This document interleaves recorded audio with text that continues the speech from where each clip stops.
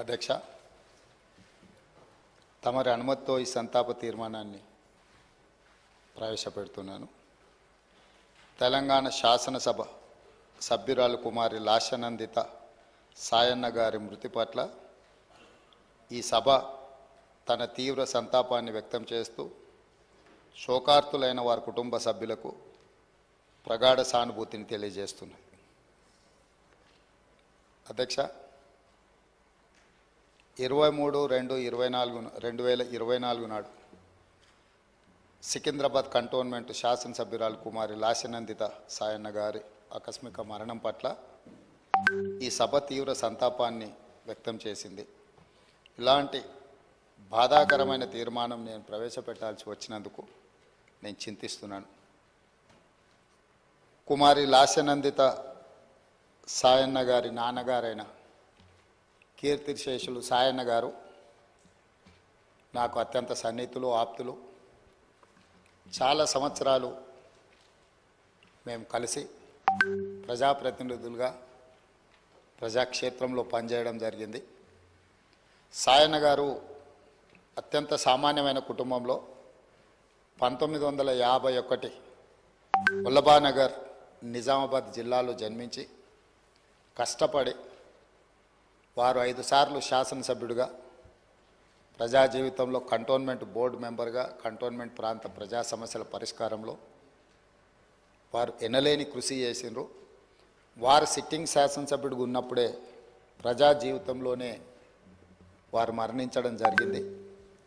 ఆ తర్వాత వారిచ్చిన వారసత్వాన్ని, వారు నెరవేర్చాల్సిన బాధ్యతలను, వారిని అభిమానించిన ప్రజల కోసం కుమారి లాశనందిత కూడా ప్రజా జీవితంలోకి వచ్చి వారు బ్రతుకున్నప్పుడే వారు కార్పొరేటర్గా, ఆ తర్వాత వారి తరఫున వారిని నమ్ముకున్న ప్రజల కోసం వారు శాసనసభ్యురాలుగా ఎన్నికై ప్రజా జీవితంలోకి వచ్చి కష్టపడి పనిచేయాలన్న ఆలోచనతోటి వారు ప్రజా జీవితంలోకి వచ్చి 5 సార్లు శాసనసభ్యుడిగా సాయన్న గారు చేసిన ఎనలేని సేవలను దృష్టిలో పెట్టుకొని వారి వారసురాలుగా లాశనందితను కంటోన్మెంట్ ప్రజలు వారిని ఎన్నుకోవడం జరిగింది.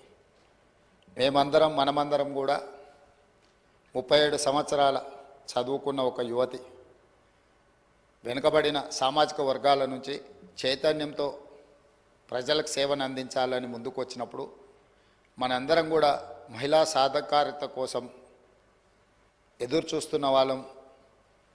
ఆ మహిళల తరఫున ప్రజాప్రతినిధి ఇక్కడికి వచ్చి సమస్యల పట్ల వారు చిత్తశుద్ధితో ఈ సభలో పోరాడతారని మనం అందరం భావించాం.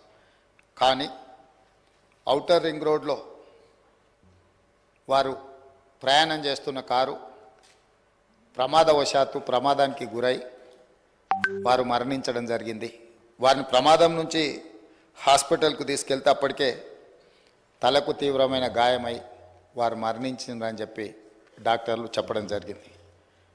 వాస్తవంగా ఆ కుటుంబము ప్రజలతో ఉన్న సత్సంబంధాలు కంటోన్మెంట్ ప్రాంతంలోనే కాకుండా జిహెచ్ఎంసి పరిధిలో ఎవరిని అడిగినా కూడా ఆ కుటుంబం యొక్క ప్రజలతో ఉన్న సత్సంబంధాలు, ప్రజా సమస్యల మీద వారు చేసిన ప్రయత్నాలు ఎవరైనా చెప్తారు. ముఖ్యంగా కీర్తిశేషులు సాయన్న గారు మృదు స్వభావి, సమస్యలను పరిష్కరించాలన్న తపన తప్ప రాజకీయాలకు అతీతంగా అందరితో ఒక మంచి సంబంధాలు ఉండి ఆ ప్రాంత సమస్యల కోసం వారు పోరాటం చేశారు. వారు కంటోన్మెంట్ ప్రాంతాన్ని జిహెచ్ఎంసీలో కలిపే విషయంలో కానీ, కంటోన్మెంట్ ప్రాంతంలో అక్కడ ఆర్మీ అధికారులు వాళ్ళ వల్ల కలుగుతున్న రోడ్ల ఇబ్బంది విషయంలో కానీ, ఎలివేటెడ్ కారిడార్ల విషయంలో కానీ చాలా విషయాలలో నేను పార్లమెంట్ సభ్యుడిగా డిఫెన్స్ కమిటీ మెంబర్గా ఉన్నప్పుడు సాయన్న గారు ఎన్నోసార్లు కంటోన్మెంట్ బోర్డు సమావేశాలలో ప్రస్తావించేవారు. ఎందుకు అనంటే వారు ఎమ్మెల్యేగా, నేను ఎంపీగా ఈ సమస్యల్ని పరిష్కరిస్తే ఆ కంటోన్మెంట్ ప్రాంత ప్రజలకు న్యాయం జరుగుతుంది, మేలు జరుగుతుందని చెప్పి వారు పరితపించారు.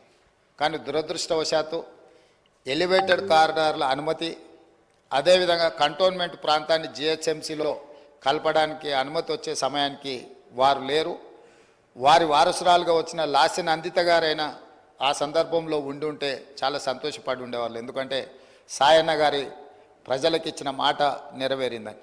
కానీ దురదృష్టవశాత్తు లాసినందిత గారు కూడా ఈ కంటోన్మెంటు అత్యంత కీలకమైన సమస్యల పరిష్కార సమయంలో వారు మన మధ్యత లేకపోవడం బాధాకరమైన విషయం. ఏది ఏమైనా కంటోన్మెంట్ ప్రజల హృదయాలలో సాయన్న గారు కానీ సాయన్న గారి కుమార్తె వారసురాలు లాస్యనందిత గారు కానీ శాశ్వతంగా ప్రజల హృదయాలలో నిలిచిపోతారు. తప్పకుండా వారు ఏదైతే ఆలోచనతోని ఏదైతే ప్రాంత ప్రజలకు సేవ చేయాలన్న ఆలోచన ఉన్నదో, మిగిలిపోయిన పనులు ఉన్నాయో అవన్నీ ప్రభుత్వం తప్పకుండా పూర్తి చేస్తుంది. వారిని చిరస్థాయిగా గుర్తుపెట్టుకునే విధంగా ఈ ప్రభుత్వం ఆ పనులను ముందుకు తీసుకువెళ్తుంది. అందుకే అధ్యక్ష, ఆమె మృతి పట్ల ప్రగాఢ సంతాపాన్ని నేను ప్రకటిస్తున్నాను. శోకార్తులైన వారి కుటుంబానికి ప్రగాఢ సానుభూతిని తెలియజేస్తూ ఈ తీర్మానాన్ని ప్రవేశపెట్టడం జరిగింది అధ్యక్ష. ధన్యవాదాలు.